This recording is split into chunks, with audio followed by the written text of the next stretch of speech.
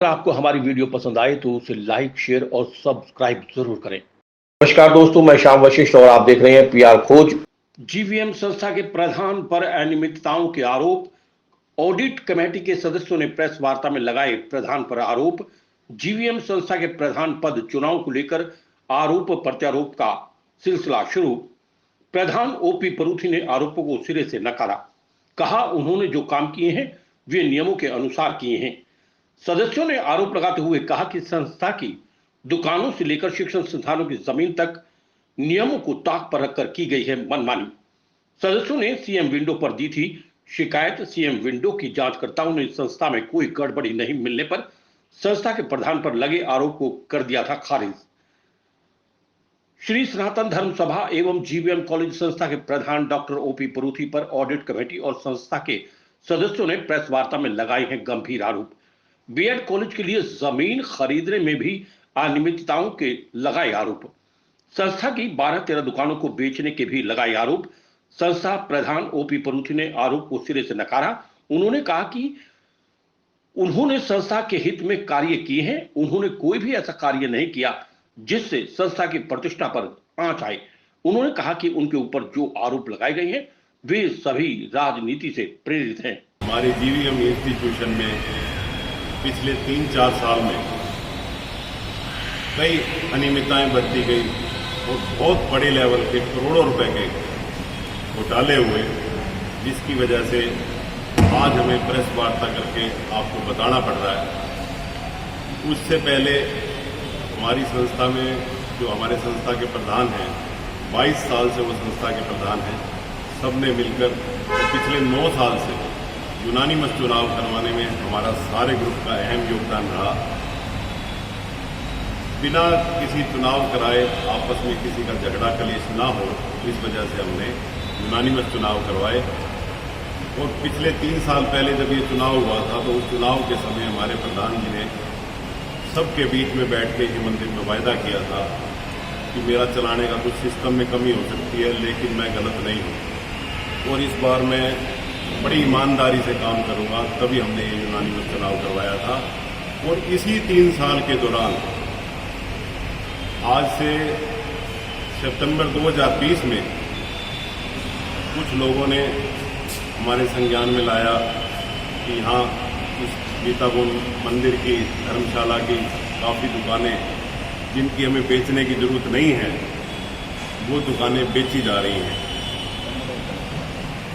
उसका हमने पता किया तो उसमें से काफ़ी दुकानें उन्होंने बिना मीटिंग में, बिना वर्किंग कमेटी की इजाज़त के उन्होंने सारी दुकानें बेच दी। दुकानों का भी आरोप लगाया सर, दुकानें बगैर मीटिंग के बेच दी गई। बेची नहीं गई, हम बेच नहीं सकते, ना इसकी रजिस्ट्री होती है ना इसकी सेल डीड होती है। ये सिर्फ किराएनामे पे चलती हैं। हमने किराए पे दुकानें दी और किराया बढ़ाया और संस्था की जो है इनकम हमने बढ़ाई। लोगों को बिजनेस बढ़ा, उन्होंने हमें किराया दिया। आज आप देख लो कि सारी दुकानें जो है कितनी शानदार शोरूम बने हुए हैं, कोई ऐसा उसमें वो नहीं है। 2 साल से, जबकि हमारी वर्किंग कमेटी की मीटिंग हर महीने होनी चाहिए, 2 साल से उन्होंने कोई मीटिंग नहीं बुलाई।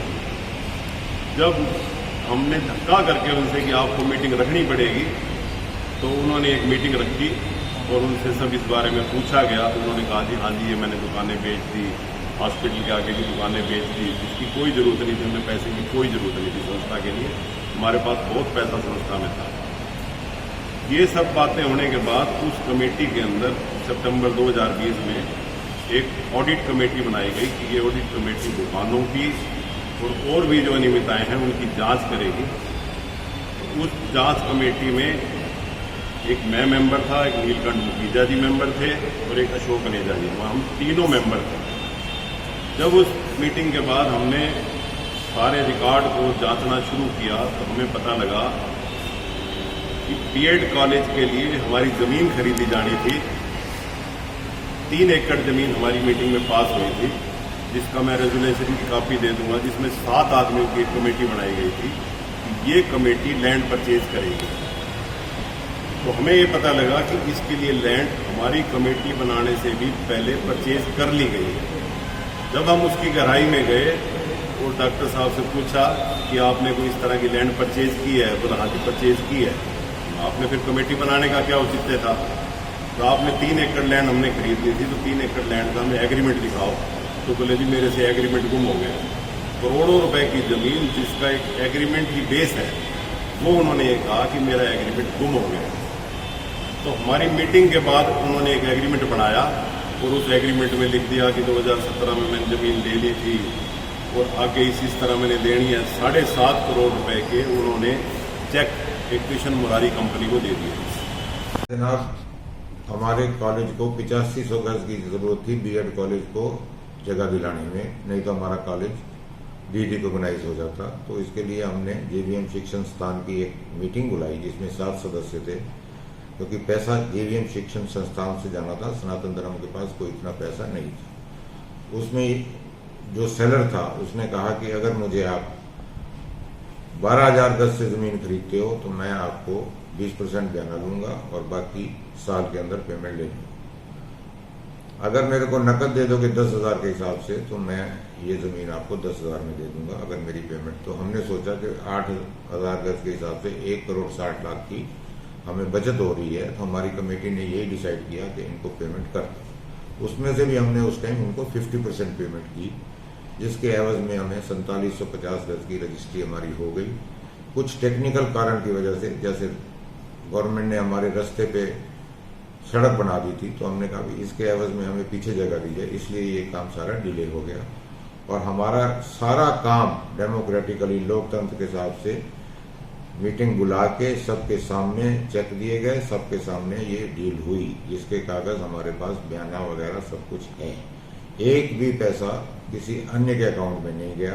8 करोड़ 20 लाख की पेमेंट हमने कर दी है और 84 या 8500 गज के बीच में हमें जगह मिलनी है, जो बहुत जल्दी उसकी भी रजिस्ट्री हो जाएगी। अगर नहीं होगी तो सारी जिम्मेदारी मैं अपने आप ऊपर ले लूंगा, मुझे कोई उसमें इतराज नहीं होगा।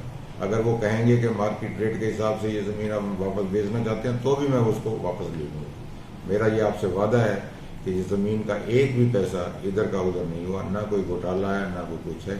चेक दिए गए तो उस कंपनी के नाम 1 गज भी जमीन नहीं थी।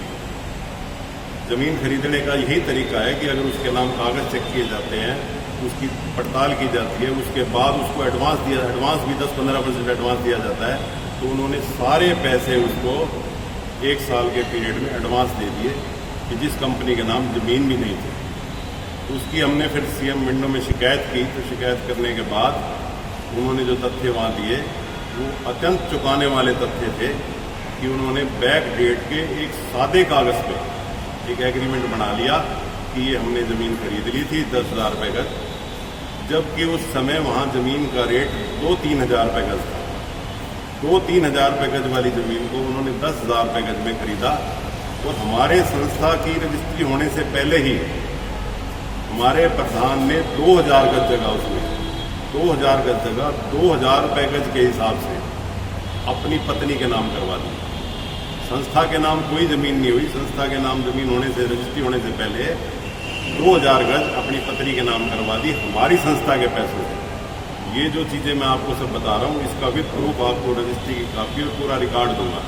और आज तक भी जिसके 5 साल पहले पैसे दे दिए गए थे, आज तक भी उसमें से आधी ज़मीन की रजिस्ट्री हुई है, बाकी ज़मीन आज तक भी हमारे पास यहाँ होके नहीं आई, हमारे नाम रजिस्ट्री नहीं हुई। क्योंकि जिस आदमी ने पैसे लिए वो डॉक्टर साहब का रिश्तेदार है, संस्था का मेंबर भी है। फर्जी कंपनियां बनाकर फर्जी एग्रीमेंट करके सारा कुछ उन्होंने किया। उस एग्रीमेंट की कापी मैं भी आपको दे दूंगा। एग्रीमेंट ही नहीं दिखाया गया। हमारा जो कमेटी में पास हुआ था वो 3 एकड़ था, और अब जो वो कागजों में दिखा रहे हैं उसके हिसाब से लगभग 9,000 गज जगह का बता रहे हैं, जिसमें से 4750 गज की हमारी रजिस्ट्री हुई है, वो भी 4 साल के बाद। और बाकी ज़मीन की अभी तक कोई रजिस्ट्री नहीं। हमें नहीं पता कौन सी ज़मीन है, कहाँ ज़मीन है। रजिस्ट्री होने वाली ज़मीन में हमें कोई ज़मीन नहीं दिखाई। बाकी आरोप लगाना तो अपोजिशन का काम है, वो लगाएंगे। इलेक्शन का टाइम है। मेरी ये जो एजेंसियां, 2 एजेंसियों से इन्होंने मेरी, 3 एजेंसियों से रादर इन्होंने मेरी इंक्वायरी करवाई है। तीनों एजेंसियों की जो रिपोर्ट है वो आपके सामने मैंने आपको दे दी है। ये हमारी फेवर में है, कुछ भी अनियमितता नहीं बरती गई, बिल्कुल साफ सुथरे तरीके से ये सारा हुआ है। जो दुकानें संस्था की बेची गई, ये लगभग 2 करोड़ 40 लाख रुपए की दुकानें, जिसकी उन्होंने डिटेल दी है कि 2 करोड़ 40 लाख की बेची। हमारी संस्था का उससे पहले का ये सिस्टम था, अगर कोई भी दुकान किसी को पकड़ी गई या दी जाती है तो वो जितने पैसे भी देता है उसकी चंदे की रसीद कटती है। उस 2,40,00,000 रुपए का आज तक हमारे 10 बार मांगने पर भी 1 रुपए का भी उन्होंने आज तक कोई हिसाब नहीं दिया। कितनी दुकानें हैं जी? लगभग दुकानें तो थी, दुकानों के पीछे कोई कमरे हैं, दुकानों की छत है। इस हॉस्पिटल को भी, जहाँ हम 10 बेडेड हमारा हॉस्पिटल था, इसमें पेशेंट एडमिट होते थे, उसकी भी दुकान उन्होंने बेच दी, पीछे का हिस्सा बेच दिया। कितनी दुकानें बेच दी? लगभग कितनी हो गई अंजा जी?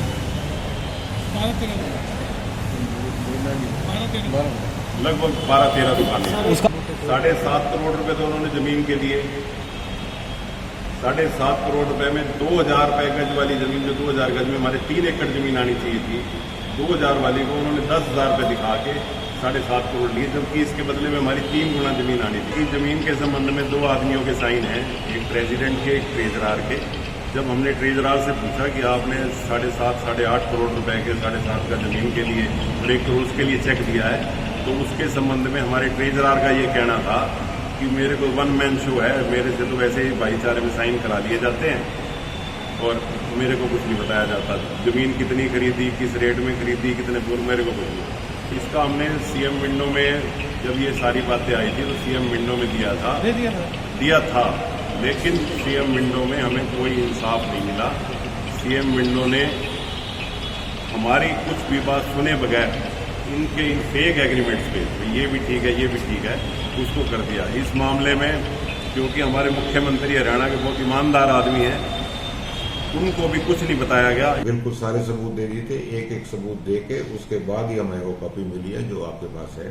उसके बाद सीएम फ्लाइंग की इंक्वायरी हुई, जो डीएसपी रोहतक हैं उन्होंने करी, और वो एक एक कागज उन्होंने चेक किया। एक इन्होंने आरोप लगाया था कि हमें 8 करोड़ की ग्रांट मिली है यूजीसी से, तो उन्होंने कागजों में पाया गया कि वो ग्रांट सिर्फ 64 लाख की थी। इन्होंने इतना मल्टीप्लाई करके कि 8 करोड़ में से 2 करोड़ तो कॉलेज पे लगाया, 6 करोड़ ये प्रिंसिपल सारे मिलके खा गए। जबकि उन्होंने कागज देखे तो वो भौचक्के रह गए कि 8 करोड़ कहाँ और 64 लाख कहाँ। उसका भी सीएम विंडो वाली उसमें लिखित है। चुनाव इस 21 तारीख के हुए थे, 21 तारीख को होने थे, और 21 तारीख को जानबूझकर उन्होंने उस चुनाव को पोस्टपोन करवा दिया अपनी कमियां छोड़कर। उसका भी हम लेटर देंगे आपको कि वो प्रिंसिपल की तरफ से कमियां छोड़ी गई थी, जिसकी वजह से हमारे चुनाव नहीं हुए। इस सारे घोटाले की हमारी शुरुआत लगभग 1.5-2 साल से चल रही है, जब से हमारी अक्टूबर 2020 में हमारी जो पहली मीटिंग हुई, जिसमें ये हमारी ऑडिट कमेटी बनाई गई, उस ऑडिट कमेटी से शुरुआत हुई। उस वक्त तक उन्होंने, और एक सबसे बड़ा तथ्य ये है कि हमारी ये जो कमेटी बनाई गई 7 आदमियों की, इस कमेटी के बनाने से पहले कमेटी ने जमीन परचेज करने के लिए देखना था कि कहाँ की जमीन है। हमारे उससे पहले का ये एग्रीमेंट है, एग्रीमेंट की कॉपी मैं आपको दे दूंगा। उससे पहले जमीन का एग्रीमेंट हो चुका था। अगर जमीन का एग्रीमेंट हो चुका था तो फिर कमेटी बनाने का क्या तथ्य था? किसी कमेटी के मेंबर से कुछ भी पूछकर नहीं बनाया गया।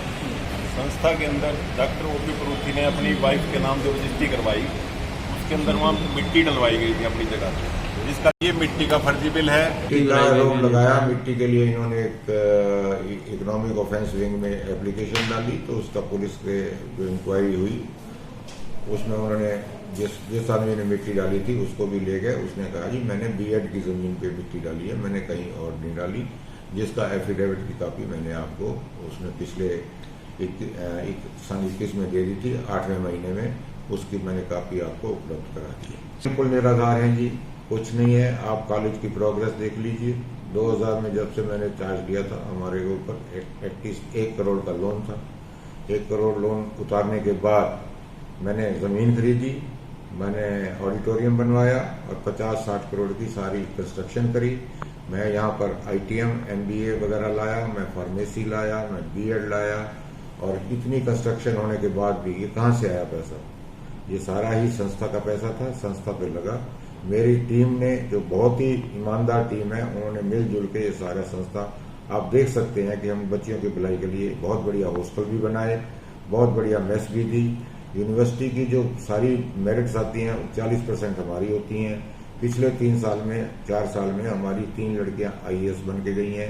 एमडी यूनिवर्सिटी वाले खुद कहते हैं कि जीवीएम गर्ल्स कॉलेज जो है वो हमारा एक नगीना कॉलेज है। इवन डायरेक्टर हायर एजुकेशन से भी हमें यही कहा जाता है कि ये कॉलेज बहुत बढ़िया कॉलेजों में से हरियाणा का नंबर 1 कॉलेज है।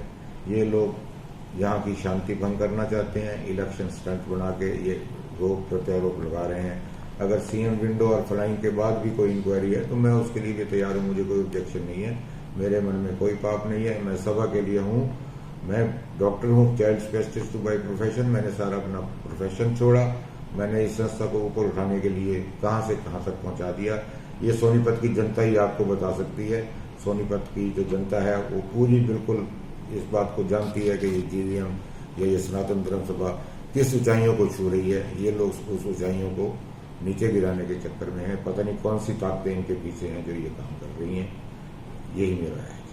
कुछ मतलब नियम से इधर उधर संस्था चलाने के लिए कुछ करना पड़ता है, थोड़े बहुत नियमों के भी उलाना हो तो मैं उसके लिए बिल्कुल अपने आप को ये नहीं कहता कि मैं 100% करेक्ट हूँ, थोड़े बहुत हुए होंगे, पर वो भी संस्था को सुचारू रूप से चलाने के लिए कुछ ना कुछ एक आध होगा। बाकी पैसे के मामले में जहां तक मैं भगवान की कसम उठा के कहता हूँ कि इसमें कोई घपला नहीं है, मैं बिल्कुल सक्षम हूँ और मैं बिल्कुल भगवान की मेरे पे दया है, सब कुछ ठीक है, मुझे कोई उसमें वो नहीं है।